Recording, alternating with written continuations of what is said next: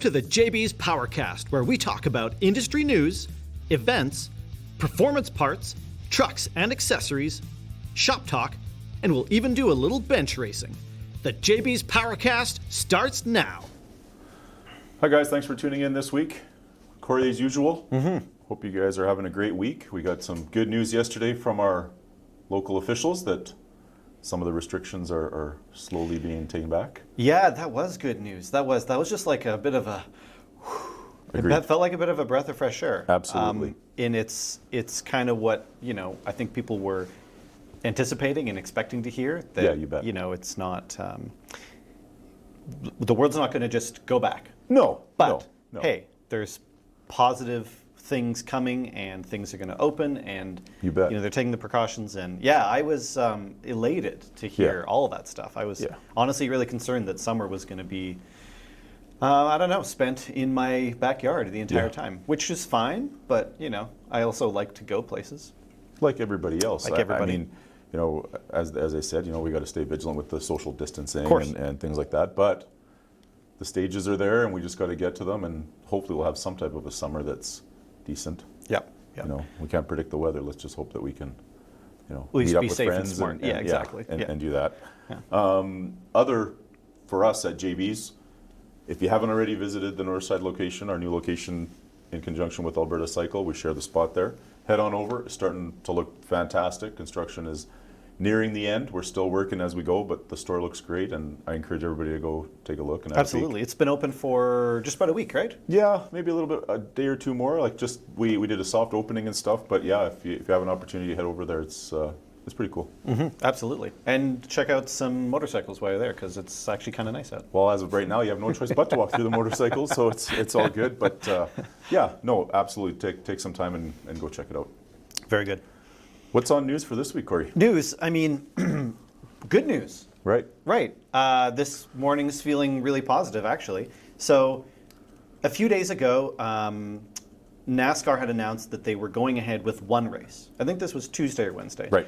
They said there was going to be a race. They got, it's official. They're going to do it. They're going to just not have an audience there, or spectators, I suppose. Yep. And then 2 days later, or the next day, all of a sudden they came out and said, hey, good news, we actually decided we're firing up the season, we're going to run it hard, we're going to go. It starts May 17th. Right. So they're the first, racing series to come back, essentially. Yep. So May 17th is when they start, and they're going hard. They've got, 7 races across 10 days. So tight schedule. No kidding. And it's all released on their website, obviously. I don't have the dates and the locations here. Yep. Not that it really matters, because obviously it would be stupid just to say, okay, everything's back on, let's get 10,000 people, lined up. Sure. That's not the plan. They want to be able to start the competition. They want to be able the drivers to drive. They want to have a semblance of a season, but obviously they have to be safe about it. You bet. So it is going to be spectatorless. Yep. The stands will be essentially empty. It'll only be essential workers and crew, which interestingly, I guess, to run a single NASCAR event, the bare bones essential people is almost 1,000. Wow. Now, obviously, it's not everyone in tight quarters. No, but you've got to think not. from everyone there that's track crew, pit crew, race crew, drivers. Yep. Subs, the whole sort of thing. It's a lot of people just to make one event happen. Sure. So they feel safe enough that they can get those people together.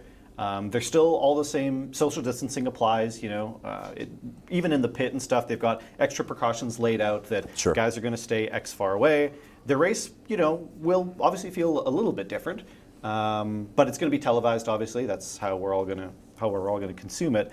And everyone there, all the crew and the workers and everyone, they'll have face masks and stuff too. Sure. So, but at the very least, it's, it went from we're not really sure when we're going to do anything to, what? We're doing it. Screw it. Let's go. Let's do it. Right. So that's awesome. It is. It feels like, just like our news yesterday, it feels like a little bit of a dawn a little bit. Sure. So the sun coming up where it's like, okay, we got to take it one step at a time, but I think everything will be fine. Yeah, and it's the first step. It's a great step, and if you think about it, we don't know that as the summer progresses and restrictions potentially ease away, that we might actually get, instead of 100,000, and if that's a capacity at a NASCAR event, maybe it's 50,000, but we still get people there. Sure. Right? Maybe it's even 20,000. Who knows, right? Matter. You know, but it's a step in the right direction that, you know, we're running it without fans, so we're going to get it no matter what. Yeah. But yeah, hopefully, as time passes, we're going to get people in the stands. I actually, you know, the NHL, I watched Sportsnet last night, and NHL's talking about coming back, and same idea, not having any spectators or fans in the buildings. And one of the analysts was saying it's going to change a few things, because now, without all the background noise of the crowd, you're going to hear what happens on the ice. It's going to be so loud, actually. Like it'll sound weird watching a hockey game with no crowd whatsoever. But they were saying that with all the mics that they have set up, that you're actually going to be able to hear the chirps between players, the swearing between players, the stuff they're talking about. That's the stuff I want to hear. Exactly. They should mic the players all the time. Right. Well, I mean, when they mic the player, the one guy, he knows, okay, I got to keep my mouth clean for the one game. But the rest of the guys aren't. They don't know. And then they edit it. But hey, if it's live, it's live. Yeah. And you're going to hear what Connor McDavid tells another guy and what they say back. And it's going to be a different way to watch it. Sure. Which is going to be cool. And I think once we get used to that, we might not want to go back to not being able to hear it, right? Right. That's what I mean. They should just permanently mic all the players and all the time, because it's just more interesting. The trash talk is kind of a good part of it, right? Right. I totally agree. Yeah. So, but all in all, it's good that we are seeing a little bit of a light. Yes. And it's flickering down there somewhere, but we are seeing it. It is. Right? It's baby steps, but now we're taking those. Yeah. For the last, 50 days or so. Yeah. We've been saying, well, we'll start taking those steps. Well, now we are taking those steps. And it feels good. It does. You bet. Yeah, it's a relief. So that's exciting. And I mean, I can only assume that, other organizations are going to follow suit. Like you said, NHL's thinking about doing it. I know that football in the U.S., NFL was talking about trying to put some games together with no spectators. It's on their mind. People want the sports. The players want to play. Yeah. The organizers want to do it. I think probably for a while it was sort of like, let's see how long we can not until it's safe. Sure. But at this point, I think everyone knows that getting a stadium full of people, it's not going to be anytime soon. No.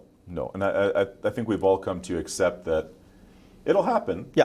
But maybe not until next season. Totally. For summer-based events. And that's okay. Right. Right. Yeah, absolutely. But, why not get the athletes out there and playing, and we can still enjoy the sport. Sure. Without having to be there. Yeah.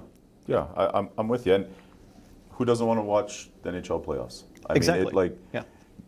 Edmonton was doing pretty well at the end there, and everybody's, hey, we're going to actually make it, and it's going to be something good. And then nothing. Everything's over, right? Yeah. It would be nice to. I mean, it's like anything. For a lot of people, especially around here, a big part of almost especially during the season, their weekly chat is hockey. The game. You bet. Who played? How we're doing? Getting excited, feeling the passion for winning or losing. You bet. So yeah, it'd be nice to sort of integrate that back in, and feels like that's a sort of a missing chunk. Yeah, and I think, the sport that's going to explode the most is golf. They announced you can golf, right? Right. So yeah. I think starting Monday, you're allowed to go golfing, and suddenly everyone's going to be golfing. Well, if it's your only avenue to get out for the first couple of weeks here, the golf courses will be busy. And that's fair. It's one of few sports that you can just go and do on your own, and actually that's like how you should be playing. It's encouraged. You bet. It's you wouldn't go stand right next to your buddy while he's swinging. You stand back and maybe you just walk a little further apart now. Sure. But the game wouldn't really change that much. Not at all. Not at all. In fact, when you watch the PGA stuff, the caddy is probably the closest person to the professional player, but the other golfers, there's nobody around them. No, yeah, you're on your own. You're focusing on your own. It's your game. That's what you're doing. That's what you're trying to accomplish, right? Yeah. So there'll be a lot of those guys, they have like almost a 10-foot radius around them at all times anyway. Yeah. Golfing, it'll be very interesting to see, because nobody's a good golfer. No. Truth be told, that people think they are. A lot of people think they are. And it's the only sport that I can think of that you can completely suck the entire 4 hours that you're out there. Yes. And on the last shot, you hit a great shot, and you're like, damn, I'm in. Take my money and let me go do that again. You can play 17 holes, and then the last one, you're like, I think I'm getting good. Yeah. I think I got a double bogey. That's great. I should come out next weekend. Exactly. For another beating of your life. You should go drop $1,000 on a new set of clubs. 100%. But it is the only sport that you can completely suck at, but it addicts you somehow, and you stay doing it. I think it helps that everybody sucks. It does. If you go with a group of people, odds are there might be one guy who's like, oh, that guy's pretty good. But everyone, what I like about it is like the level of competition generally is so low that it's such a pressure-free sport. Yeah, like I agree with you. It's like you go and maybe you're the worst. Yeah, I don't really care. But you're not the worst by much because your buddy is really not that good either. It's like, am I embarrassed that I'm a terrible golfer? No, of course not. No. But you go golfing. It's unbelievable. Yeah, all right, well, let's switch it up a little bit. Sure. This exploded on the internet the other day. I'm sure most people have seen it. Ken Block, everyone's favorite, He doesn't know how to drive, does he? No, absolutely not. No, everyone's favorite, insane. I didn't even want to call him he hasn't been a professional race car driver for quite some time. Yeah. But he's the face of the goofy kid. Yeah, he's from, the 16-year-old guy doing donuts in the parking lot to the 40-year-old guy spending $500,000 building a silly ass race car because why the hell not? Yeah, he's still doing donuts. He's all of us. Yeah, that's why I love him. Anyway, Ken Block's got a new car that he has come up with, that he's building, that is going to be called the Hoonah Fox, obviously following in the name of his previous cars. Sure. And I'm actually pretty excited for it. It's going to be a Fox body Mustang, all-wheel drive. Don't know the powertrain yet, but the reason that I like it and why everyone's excited about it is he tends to take these cars that are almost sort of like niche cars, and they tend to fall into our generation quite a bit. Sure. Fox body Mustang is one of those things that, like, for me, it's a car that I kind of love and kind of hate. Sure. And I kind of love because, in high school, that was like the car to have, a Fox body Mustang. I had a friend that had a 92 GT, and I was just like, I will never have a car as cool as that. Yep, that's the one. Yeah, totally. Now, at the same time, fast forward into the future, now if I see them driving around, most of them are absolute, total shit heaps. Yeah. Because that's what happens when it's 2020. Yeah. But if I see a nice one, there's something about a nice Fox body still that's like, okay, all right, I remember. Yeah. So it's really, really cool that he's taking a platform, and that used to be such a huge platform. Fox bodies used to be everywhere. Sure. They used to be, and like, the 5-liter for a while was as prevalent as a small block. As a small block Chevy. It was the motor. It was the motor. The parts were abundant. The cars were everywhere. It was cheap and easy to buy, and it kind of has been forgotten about because it's been out of the loop for so long. Yeah. But now he's sort of Ken Blocked it up a little bit. So there's some really awesome images. It's very World Rally inspired. Sure. He's got big boxy fenders, tons of air scoops, badass side exhaust, huge wing, and louvers, because you can't build a Fox body Mustang and not stick friggin' louvers all over it. Well, yeah.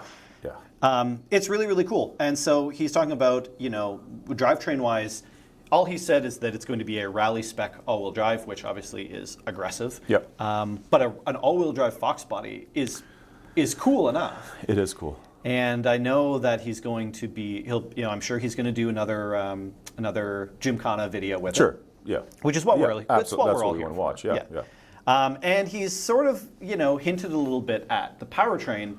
Again, we know it's going to be all-wheel drive, but he's sort of said that there's a few options that are spinning around for a motor, but he is actually looking at the electric drivetrain from the Mustang Mach-E, which an all-wheel drive electric, big, boxy, fender-flared, winged, louvered Fox body is just like, I don't even know where to start with that. It's so insane. Right, and if you think about it, being a sideways drift guy and these unbelievable going around the cones and stuff. Yeah.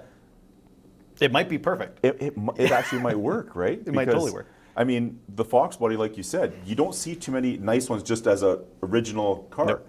But what people realized, they were light, they had a good motor in them, they made them into a race car. Totally. Right? So you go to the track, and a lot of fast cars are the old Fox body Mustangs Absolutely. because, hey, they worked well and they were cheap to buy, and hey, like you said, parts were readily available. Yep. Then you take this and you're like, okay, so he's adding weight because he's thinking maybe electric, but on all-wheel drive? Yeah. Who thinks of the shit up? He does. Yes, exactly. Right? Like, I couldn't. why not? That's what I mean. Yeah, like I never in a million years, if it's like, hey, come up with your craziest Fox body project. Sure. I never, ever, ever would think of a rally-inspired, all-wheel drive, electric drift car in a Fox body. It's just such a, it's just a weird combination of words, but at the same time, it works perfectly. Like I want to see it so bad. It's interesting because you wonder that is he going to be pace setter as he typically is when it comes to certain things. We'll see more drift cars that are now electric because typically drift cars, they strip them down, they're pretty light. Yeah. You know, they can turn really sharp. But yeah, interesting. I think so. Yeah. And that's not to say that he, is the first person to think of putting an electric motor in a drift car by any means. Yep. But yeah, I mean, as far as social awareness goes in motorsports, Ken Block, when he does something, generally the world responds. And doing something like that, I think, will shine a lot of light on that. I mean, it makes so much sense, being able to have instant torque to all the wheels, or even just the rear wheels, all at once is like, that's sort of the dream, right? Like, that's kind of what you want to build a motor for in a drift car, is to have that torque to be able to hammer it on and take it off, and hammer it on and take it off. It really, really, really makes a lot of sense. Yeah, and it's going to be, like you said, I can't wait to see the video because it's going to be cool. Yeah. So he hasn't, he's basically said, here's the new car that I want to make. It's going to be however long. It might not be till next year. It doesn't really matter. Yeah. All good things will come. Sure. But I'm stoked to see it. I think it's really, really, really badass. Yeah. And nothing that you and I would ever have thought of or tried to do. Or will ever build. Will ever build. The last story, this just came up last night. This is just kind of a funny story that I wanted to mention. So in the state of Georgia last night, they decided to announce a new executive order that starts today. Okay. In light of everything going on. And they basically say that for young drivers looking to get their driver's license, as of today, they've suspended the need to take a driving test. You can just go and get it. Oh, shit. Wow. Yeah. So instead of, obviously, up until that point, there had been no driving tests because you're not allowed to sit in a car. So with a stranger. Right. So they've just said, you know what, we're not doing it right now. We're not going to do any driver's tests. Well, now they have, I guess, a drove of youth, 16-year-old kids who want to get out there and drive. Yes. And they're like, all right, you know what? Yeah, screw it. Whatever. Here. One for you, one for you, one for you. That's interesting. It is interesting, yeah. I mean, I don't know that we're a little stricter up here in Canada than the U.S. when it comes to driver's license. I don't think we are. I mean, we have our, like in Alberta, we have our graduated, and in BC, there's the same thing. And in Ontario, I think it's the same. We have steps that, 16, you're excited, you're going to get your license, but hey, here's some rules that you have to follow. Sure. You do have to have the basics. Yeah. Could you imagine they did that here? I think here right now you can't get your driver. I think it's suspended until. I assume so. Well, you'd have to think, how could somebody sit next to you? You can't go take a test. You can't take the test, but holy smokes. Yeah, they're like, yeah, whatever, doesn't matter.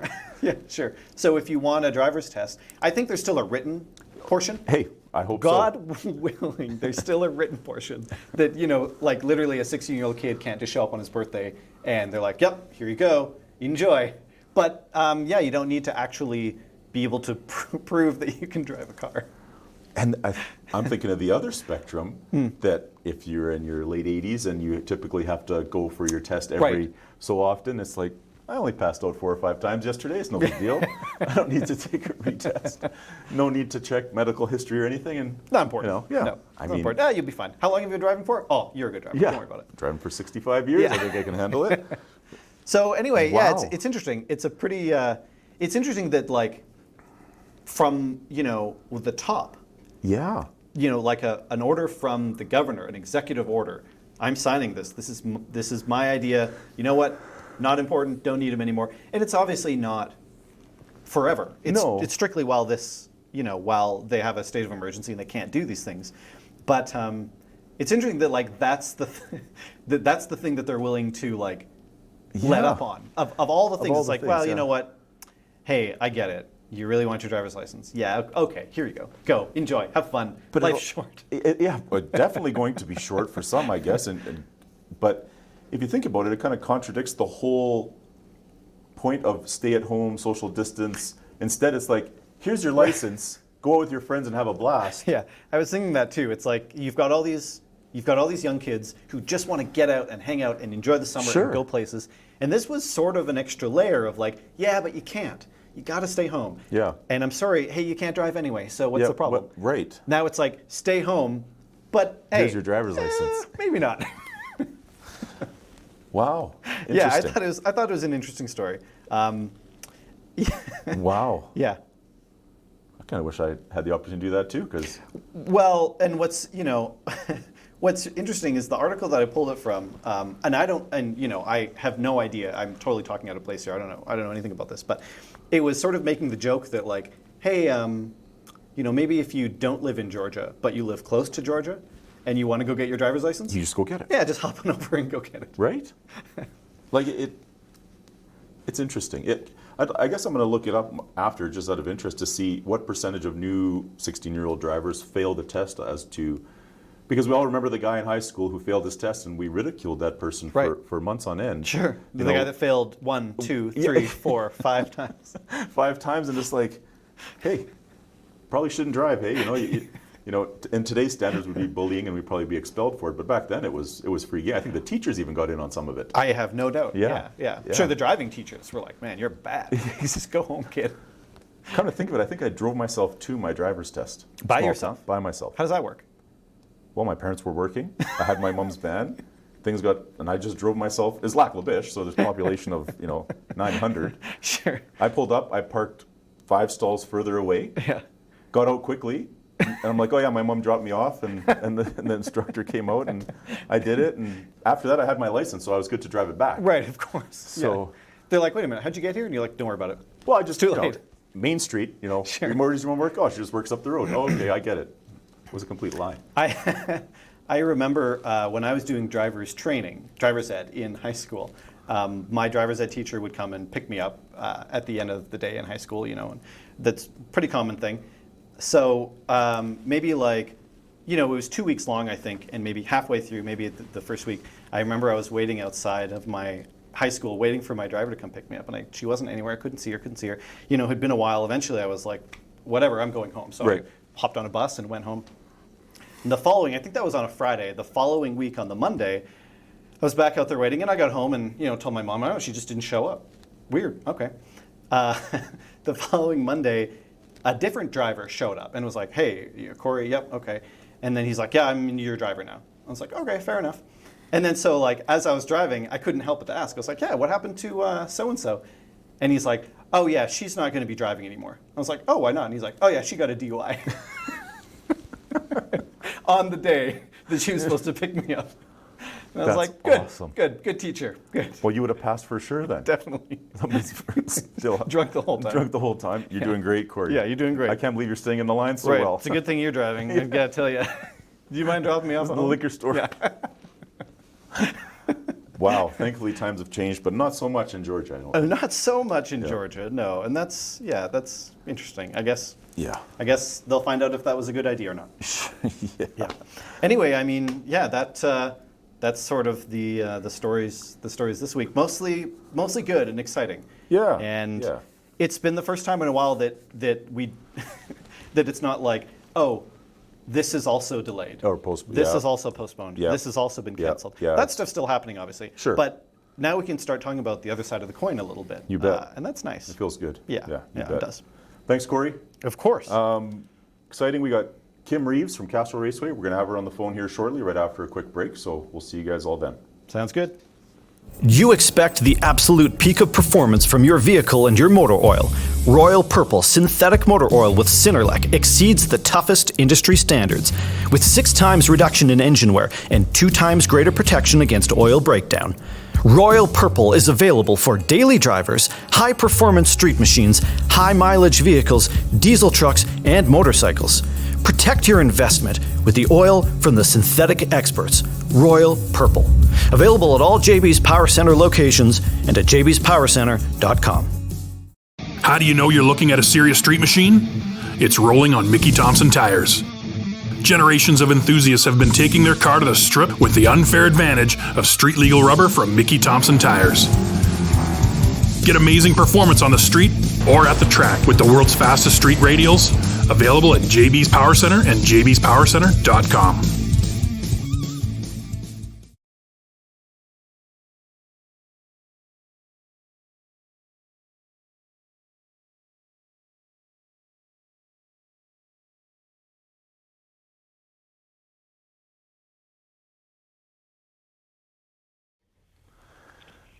Welcome back. I've got Kimberly Reeves on the phone here, owner of Castrol Raceway. Kim, thank you for taking the time. Absolutely my pleasure this morning. Yeah, I guess the news yesterday, as we just talked about it ourselves for us, but it was a great thing to hear yesterday for all of Alberta, for sure. Yeah, we, of course, are definitely excited about the relaunch. Over the last few weeks, we've been putting a ton of new policies and procedures into place. We've made multiple appeals to Alberta Health Services. As early as yesterday morning, we've made a secondary appeal. So this is really great news. Yeah, and that's awesome. So, Kim, just I know everybody knows Castrol, but if you could just give us a brief overview of the history of Castrol Raceway and you know, where you guys got started and how you came up to today, obviously minus the crisis stuff that's happening, but give us a quick history on Castrol Raceway. Well, of course, it was capital city way back in the mid-90s. Unfortunately, that facility went into receivership in 1997. My husband, Rob, was racing sprint cars on the oval track at that time and didn't want to see motorsports die in Alberta, so he brought together a group of 10 local businessmen who were all motorsport enthusiasts, and they bought it, and in 1998, we opened as Labatt Raceway. Right. Of course, the year following that, Budweiser Motorsports Park, sure. And then, of course, Castrol Raceway for the last 15 years. So we're very fortunate that, you know, we're running into our 23rd year of operation here at our facility. So it's been a long and wonderful experience, and we've had, you know, numerous amazing partners over the years, such as JB's Power Center, of course, people who are true advocates for the motorsport industry and really get out there and endorse the sport. And when I say motorsports, I really am talking about encompassing all factions of motorsport. You know, we operate with road racing, drag racing, clay oval track racing, drifting, autocross, off-road racing. You know, we kind of dipped our toe into a little bit of everything over the years, and it's been an absolute joy. Yeah, and you hit the nail on the head there for kind of where I was going to next. I just, you know, it is, you know, our owner Jim Bell, he's traveled North America quite a bit when it comes to drag racing. That's, you know, he has a passion for all motorsports, but drag racing is his niche, if that's what you want to call it, and what he's really into. And without hesitation, multiple times I've heard him in different groups speak so highly of the facility we have right here in our backyard in Edmonton that he believes it to be one of the best facilities in North America. Like, he compares it to some of the top places around. Well, you know what? That means so much to us. I mean, we work hard. I mean, and ironically, I remember year one, JB's Power Center was the sponsor of our Pro Mod shootout, and, you know, working with Jim 23 years ago to, you know, hit the ground running with motorsports then and continuing to work, you know, all of these 23 years. Jim and Barb, obviously huge advocates and just wonderful, wonderful people. I know he does have a soft spot for drag racing. There's no doubt about that. He's been a huge supporter of our street legal program since day one. So that's, you know, greatly appreciated, but not just appreciated. You know, we can't do it alone. We do make an effort to reinvest everything back into the facility. We really do this because we're passionate about it, not because, it's trying to put food on our tables. We just want to see motorsports survive in Western Canada, not just in Edmonton, but of course there's many facilities that aren't in as good of a position as we are, and we like to reinvest. We want to make sure everybody's out there having fun and staying safe. Yeah, absolutely. So we have to assume that maybe some of our listeners or viewers haven't been out to the facility. So you have a full clay dirt oval that runs all aspects of oval track racing, correct? Yes.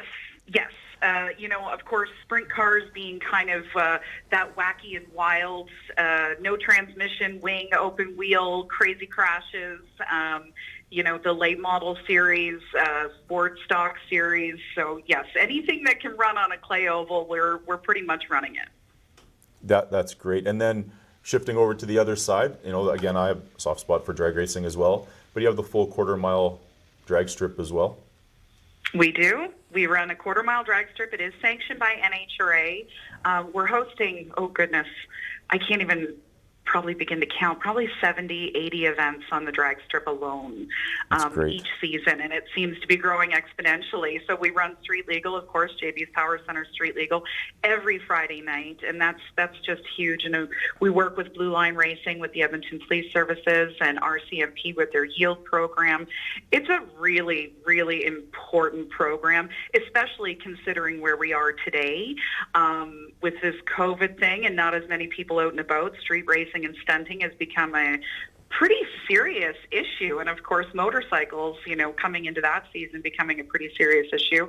And on the drag strip, we love to provide, again, that safe and fun atmosphere for people to embrace their need for speed, but taking it off the streets. Yeah, absolutely. And then, shifting over from the drag strip, you have a full road course that's just beautiful right now, that is embraced not only by the car community, it's embraced by the motorcycle community as well.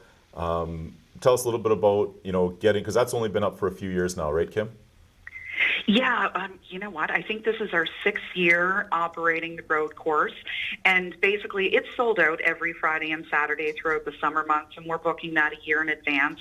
We do a lot of private events, but we work very closely with the Edmonton Motorcycle Road Racing Association, so they have a weekend race program that runs out there.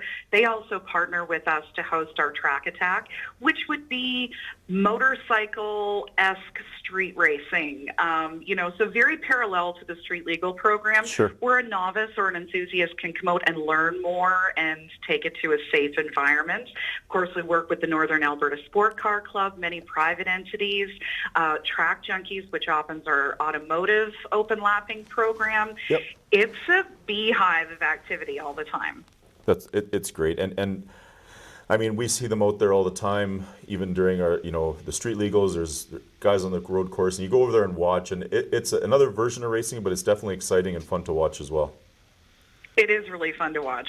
I particularly like the motorcycles. I get the opportunity to go to the places on the track that maybe others wouldn't have that opportunity to go to. And they just ride with such finesse. It's such a new eye-opener for me. It's very, very different from full-sized vehicles, and they get so close and they're dragging their knees on the ground. It's incredible. Right. And I mean, it's great. And then on top of it all, you have the drift pad for Spec D. We had Sean on one of our earliest episodes out, but you also cater to the drift community as well.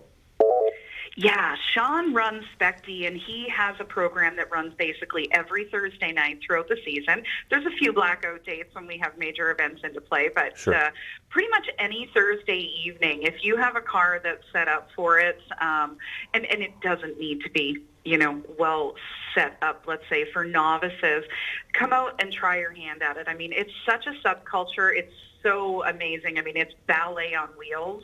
Watching those guys is incredible, and Sean and his organization are just a pleasure to work with, and they have been for many years. Awesome.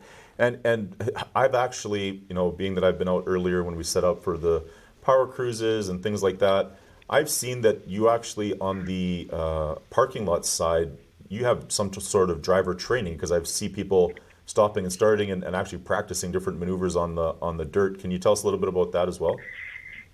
We do. We have a partnership with AMA, so they actually come out there pretty much every Monday through Friday, 9 to 5. Not right now, unfortunately, but hopefully we'll all be back at it soon.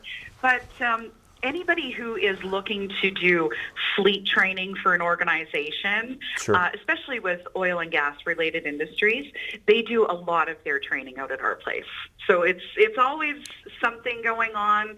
Pioneer Equipment Rentals does training out there. Most people can't see it. It's down at the end of the drag strip. So again, learning how to use some different equipment that again, is related to the oil and gas industry. So there's a lot of partners that aren't necessarily what people would see in the public, but there's always something going on at our facility. That's awesome. And yeah, it never ceases to amaze me, the different things that are happening. Last year, basically all the way through the week, it didn't matter. It was something was going on, and it was always good to see. We got a question here, Kim, that I'd like to ask you from one of our listeners. Yeah. Will there be any type of test and tune prior to an opening race day if we're allowed to compete? So at this point, that is really difficult for me to answer. Okay. Yesterday, I probably could have had a more definitive answer, and it would have been no. Sure. But today, in light of course, the most recent announcement with reactivating Alberta, we're just still trying to figure that out ourselves. Right. So, about a month ago, we had made the decision that May 21 was going to be opening day, barring that, restrictions were lifted. Sure. This morning, we're back on that path. Now, Okay. I can't assure or guarantee Sure. May 21 is the date, Sure. because we're still waiting on some feedback ourselves. But that's the date we're gearing for. So being May 21st is a Thursday, and drift practice being that very first event, and going right into the drag strip and road course the next morning, with, bracket racing. There are going to be a lot of new parameters. When we're talking test and tune or events, right now, as I understand it, these would still be non-spectator events. Sure. This Sure. would be for competition and crew only. So as much as I would love to say, yes, we are going to be on track and ready to test and tune, within the next 5 minutes, Yeah. it's still so Yeah. unpredictable at this moment. No, and I think we all understand that. I think we all have yesterday, as opposed to a week prior, we were saying, well, maybe we won't be at all. But now, there's that, geez, I better get to the garage, get my car ready, because it might be a go here. And I know that we'll get into that next here, Kim. Tell us a little bit about what you guys, you mentioned quickly right off the top, your team, your group of individuals that help you run your business there, of what you guys have been doing to try to get over the hurdle of COVID-19 and make it so that we can race this year. So we've been trying to take into consideration, of course, the social and physical distancing, parameters that are put out there by our government. So a few things, and again, I'll talk kind of to the drag racing community specifically Sure. right now, because of course JB's being so closely knit with the drag racing community. There's things that are going to happen and are already happening. We are going to electronic waivers. So we're encouraging all of our participants and crew to get on our website today Yep. and fill out your waiver, because there'll be no more paper waivers and pens at the back gate. I did a conference call with NHRA yesterday. Tech forms are now going to be done online. As it sits on our website today, it's download the tech form, fill it out, and bring it with you. Probably in 24 hours, that will be changed. That tech form will be completed online. You just show up, go to tech, tell them your last name, they're going to bring it up, and they're going to physically inspect your car. Right. There's going to be things like ET slips. Again, that's just one of those little physical, pieces of the puzzle. ET slips will no longer be made available. We've done a partnership with 1320 Go. So with all of our participants that are regular in the bracket programs, we're going to give them a complimentary membership to 1320 Go, Wow. which gives full data analysis for every single run. And that is a $25 US membership. Sure. But we didn't want our regular participants to have to pay additional and, ultimately suffer in a time of recession, which Sure. I've heard this morning on the news. We're in an official recession. Yeah. Wow.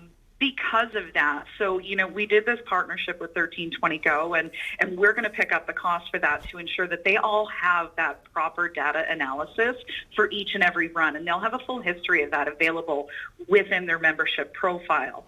It's going to be a little bit different for street legal. So we won't be able to have the economic opportunity to give all street legal participants and a membership in full. Sure. But 1320 Go is free for anyone.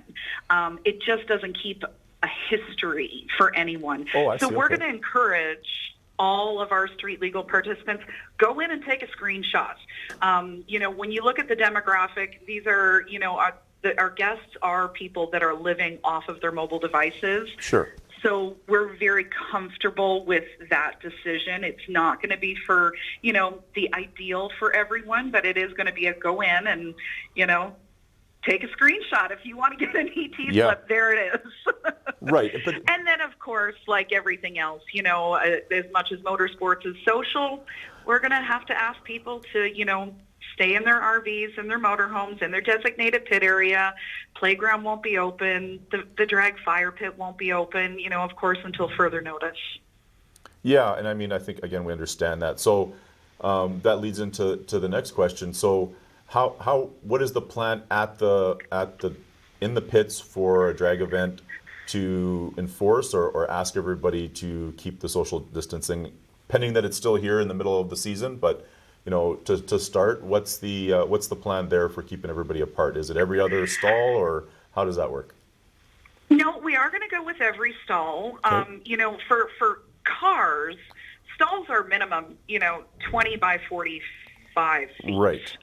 Some are larger. So, we do believe that within our regular bracket program, that's sufficient space for driver and, let's say, on average for crew or family inclusive. And, of course, a family that, shelters in place together can play together. That's right. Yep. And if you bring your own RV, we're quite comfortable with that. But truly, we have 3 pages of reminders for our guests, and I have shared that with our regular bracket racers, and we will continue to share it. And of course, we will have some of our staff in place to ensure that people are respecting that social distancing guidelines. It'll only be 1 car and driver permitted in the staging lanes. Drivers need to stay in their vehicles. Only 1 crew, if deemed essential, would be permitted up. There will be no further access for additional crew or family to come up and watch in those areas. Right. The grandstands adjacent to the drag strip will be closed. We have a grandstand that holds 9,500 on the north side of the track and another one that holds 2,500 on the south side of the track. We're going to invite those families to sit there and make sure that they are social distancing. Sure. And we will have staff in place for that. That's great. We got another question here. With everything going on, Kim, will there be any renos this year to the facilities, like bathrooms or anything like that, or is that going to be pushed? I mean, with no business, there's no business. That I wouldn't be expected, but was that on the list, and is it going to be something that you guys are going to go through with? So we did have a few things that we were looking at working on this year, and they will not.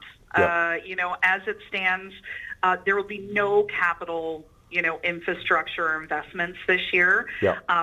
Of course, regular maintenance and upkeep. Yes, I mean, absolutely. Painting and crafts and all of Yep. that type of thing will be maintained. But we're just not in a financial position to, make that happen right now. I'm not sure if everybody is aware, but we have had to cancel the Rocky Mountain Nationals, again, which, JB's Power Center has been a huge supporter of for many, many years.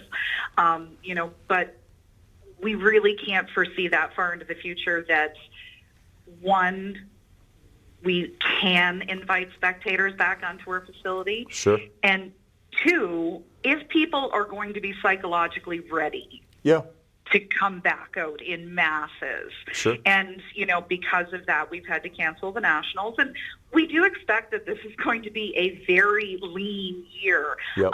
Our push to open isn't because we think we're going to make a fortune at it. To be, quite realistic, we're going to be happy if we break even with it. Sure. But that being said, for the benefit of motorsports in general, and our motorsport community here in Edmonton and surrounding areas, and, even I've been talking and working with different motorsport facilities all over Western Canada these last few weeks. We need to keep our sport alive. And, we believe strongly in making sure that we have that safe, fun and comfortable environment for our participants to come and enjoy. That's great. And I mean, for myself, and I'm sure our listeners that are listening, I mean, I don't think there's any business, right now that is in the situation that you're in, as well as others that, are not allowed to open right now and have so many restrictions. It wouldn't make any sense to have any capital expenditures in the facility when there's no business to be had. So I completely understand that, and I commend yourself and Rob for risking losing money over the year, to make sure that we have somewhere to race. It's easy just to say, oh, hey, you know what, we're gonna mothball it for this year. We're gonna plan on a great next year, and all these things are happening. Is it? One of the questions that have come up, and I'm interested as well, is private track rentals. Is that a go now? Is it a go after they say something else, or? A go after they say. As it stands today, considering up until yesterday's announcement for reactivating, the mass gathering restrictions were 15. To host even a private rental, I mean, could we have done it? Of course we could have done it. Okay. You would only get 7 people to participate because I'm going to need 7 or 8 staff. When you look at, the 2 ambulance people, the 2 safety crew people, and so what we would have to charge just doesn't make sense because insurance doesn't change whether there's 1 car or 10 cars. Sure. The ambulance service fees don't change whether there's 1 car or 10 cars or 20 cars. Yeah. Our staff, what we pay our staff, these are hard fixed costs. Yeah. So although, yes, we could potentially, if somebody wanted to come and write a check for all of those expenses and bring out themselves and 6 of their best friends, we could do it. Would I think it would be a financially sound decision? Sure. Not so much. Okay. And okay, so I mean, I think that answers the question for track rentals. I mean, we're waiting for an ease of restrictions so that we can actually have a few people at the track to rent, to make it feasible. And I get you're right. Between the track staff, they might only get 2 cars out there, and then you're at 15 people. So, I understand that, and I think that answers the question very well. The next thing, so you touched on tech, it's kind of turning digital and they'll look up your last name. Are they if everything stays the way it is, I guess if they ease some of the restrictions and we're going to try to, get back to racing, is tech still done the same? Are they going to go into the car, have a look through it, the person gets out? Is that the plan, or is there a different way that tech's going to be done this year as well? No, aside from the electronic online tech form to be completed prior to arriving at the facility, there really won't be a lot of difference outside of stay in your vehicle. Right. You're going to pull up into tech, same place it's always been along, the western end of the sportsman pit area. You're going to slightly roll down your window and you're going to give the tech inspector your last name. Yep. And from there, he might say, okay, pop the hood or do this or do that. Sure. And he will have that tech form on a mobile device. So basically, he's going to have an iPad and he's going to be able to go through it and say, yep, this is good. And that information from there will get, forwarded right to the tower so we can input all of that information into the computer systems so that we're ready to race, of course. But overall for tech, there isn't going to be any major changes. NHRA has postponed SFI and chassis certification inspections. Okay.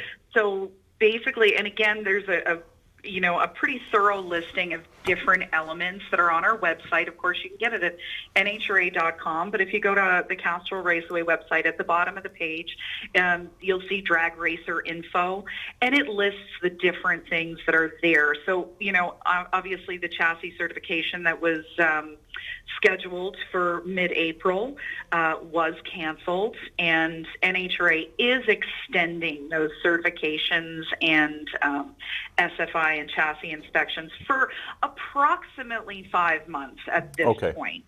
Going through it's each one is a little bit different, but you're kind of looking at that 4 to 5 month extension. Right.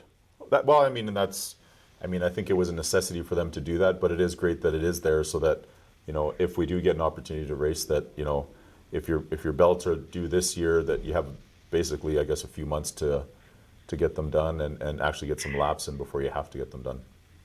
Yes, exactly. And we don't want anybody to be concerned or not participate because maybe their belts have expired. That being said, it is a small extension. Yeah, sure. We encourage everybody to make sure that everything is up to date. And if you can, do. Yeah. If you can't, because of course, not everybody is in that position where they can run out. I mean, some people are still probably isolating, for goodness sakes, right? Sure. So they've made those accommodations so that everybody can get out and enjoy as soon as we get that green light to go. But that does not mean that you can just move forward. Right. You have to make sure that you're making the effort to get things placed up to date. Yeah. And hopefully, if things come back on track sooner than later, we will host a mid-season chassis inspection. So that would be, the ideal, or a mid to late season. We don't want to be going through this next April where everybody is trying to, get things done at the 11th hour. Yeah. That's great. I guess the most important thing is just getting back to racing. Are you holding out for the Hot August night? Sure am. You betcha I am. Okay. We are not making any decisions for events August 1st and beyond. So we do believe, and this isn't just in light of yesterday's, we made the announcement last week that we were going to hold out till July 1st before we made any kind of significant decisions based on anything that's happening later in the summer. I think we all realize that this is a day-to-day situation. Last week the announcement was no events. Yesterday it was let's reestablish. So we just don't want to, disappoint our fans, disappoint our competitors, financially put ourselves in a more dire predicament, let's say, when there is potential that show could go on. And of course, there's, also Monster Truck Throwdown is a huge show. Reestablishing our, oval racing program, because that is very spectator driven. There's lots of different events that are still on the back burner, and we just don't know enough information yet. Understandable. So I've got another question here. I know we're coming close to the 11 o'clock hour here for you, but since there's no fees collected at the track, can racer fees be paid online on the day of the race? Or is there a cutoff when payments can be made? As long as you do it when you're in the lanes. Yeah. If you want to do it from your phone while you're sitting in the lane to get in, yes. But when you get to the gate where you would have normally paid previously, we are going to have somebody there scanning either your paper ticket or the barcode on your phone. Okay. So you do have to be prepaid prior to entering the facility. Okay. It's just, again, one of those small social distancing, pieces of the puzzle that we're working with right now. We don't expect that prepayment will last forever. Sure. But when you consider sanitizing handhelds and money and it's very much a, physical relationship when you're doing that kind of exchange. When we just have to scan a barcode, it's just going to make us hopefully more efficient. That's going to be our number one thing as we, there's a lot of new things that are coming into play this year. Sure. The lineup to get in is going to be slower. Well, yeah, I just thought of that myself. Is. Yeah. Yeah. We know this. Not everybody is going to realize that they have to sign the waiver in advance. Yeah. So we're going to ask them to pull over. Sure. Or we're going to have somebody there with a digital tablet to fill it out as they go on. And it's more extensive than, the previous paper one. You have to really read it to understand. Yeah. We're going to have you initial every line and fill out your emergency contact. So we do anticipate that there are going to be delays as these new policies come into play, which is why we're encouraging everybody to get their waiver signed in advance. If you know you're coming out, get your ticket online the day before. Don't do it when you reach the window and realize, oh, I forgot. Because you're just at that point, you're delaying people behind you. Exactly. You're even delaying your own fun at that point, right? Yeah. You want to get in and start setting up. So, yeah, you bet. Yeah, it's a lot of new things to consider, and we want everybody to, really be cognizant of the things that are going on, and of course have some patience with us as well, because these new policies, and I I'm think, making them up as I go along. Sure, and I think once everybody gets it as time progresses, then we won't have a line because it'll be that much faster, right? Yeah, exactly. And currently we don't, or you, I shouldn't say we, but when I've been there, it's only one line for the competitor entrance, not two. One of the suggestions that just popped up is maybe have, hey, you're prepaid, you go here. You're not prepaid or pre-done, you go to the other side. You go to the slow line as opposed to being pre-ready. But hey, those are all things. If you have the space, I guess you and your team can look at. One of the other questions that came up here, I think it's from somebody that races. Do we get to keep the same spot or parking spots from last year for free? I'm not too sure how that or what that means, but I thought I'd ask you. So I'm assuming that whoever this is referring to their permanent pit stall. Sure, potentially, So yep. the answer to that today is no, Okay. as much as I would love to. Yep. However, we would definitely credit, Yep. based on a prorated program towards, renewing your pit stall in 2021. If we get going May 21st, then we've lost 2 or 3 weekends. I want to say Right. 2 weekends of Right. drag racing. If something goes sideways and we don't get started until August 1st, then obviously it's, going to be a deeper prorated discount. And that is our plan, is to take that value and apply it to next year for those that have already prepaid. I got you. Okay. Are we looking to, or are you guys looking to open the oval at the same time as the drag strip? Like, is it going to be a facility opening, or is it one or the other to start? What's the plan there? No, I believe to start, again, I'm really reading into a few things based on yesterday's announcement. Yep. It will be very event specific. I don't think we can say the facility is open because we have to close it out to spectators to start. Yep. And the oval track for week-to-week oval racing is so very dependent on that spectator, that I've been working with Ginger Ninja. So in case anybody doesn't know, Ginger Ninja Dirt Promotions runs the operations for the oval track dirt racing. Okay. So, I've been working with them, and they have their own policies and procedures that are put into place. They will be made available on our website probably within the next couple of days. They've been communicating with the oval racing community, but oval racing, that genre, is very dependent, economically on the fan base. Sure. So it's, they really can't run it without those fans, and they really can't run it without a more intensive crew, let's say. Yep. The crew, when the car comes in, they're working quite diligently, and there's 3 or 4 people on the car at any one time. Drag racing, they pull in and they put in some more gas, for the most part, not for all factions of drag racing, of course, but, it doesn't need to have that mechanical side of things. Right. after each and every run when you look at the regular bracket program. Yeah, So I understood. think to start, we're going to look very, very specifically at individual events. Can we or can't we, making sure those parameters are in place. But I don't want anybody to get too excited, that, hey, we're just coming out yet. Yeah, no, and I think that's understandable. Kim, where do we go to pay online? Is that the Castrol webpage there or the site to pay once this is a go? Is that where we go to pay to race? Okay, so Yes. So up in the right-hand corner, there's, Okay. the buy tickets. Okay. And just go, sorry, I got a frog in my throat. No problem. Just go to the respective dates. Yep. And it has the little NHRA logo right there next to it. And yes, Racer, Crew, Junior, all of those are on there. So you can just purchase those directly online, and you can have it on your phone. You can print off the paper if you like.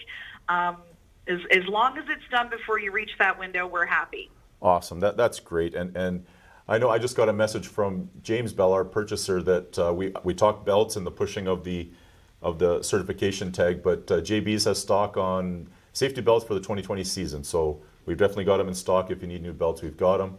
Kim, I want to say thank you very much for taking the time. All of our fingers are crossed that we see you out at the track very soon and we can get some normal life back at the drag strip. Thank you so much, Adel. Greatly appreciate it. Definitely keep in touch with our website, because as soon as I have this new and upcoming and hopefully very exciting info, we'll get it out there. Awesome. Thanks a lot, Kim. Have a great day, and look forward to seeing you out at the track. Okay, you too. Enjoy the sunshine. Thanks. Bye-bye. Bye. Thank you guys for tuning in this week. Look forward to seeing you next week.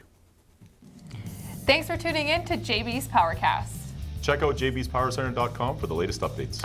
You can find the JB's Powercast at jbspowercenter.com, YouTube, and Facebook. Don't forget to like, follow, and subscribe. JB's Powercast is a JB's Power Center production and is produced by Stephen MD and Sean Lansman.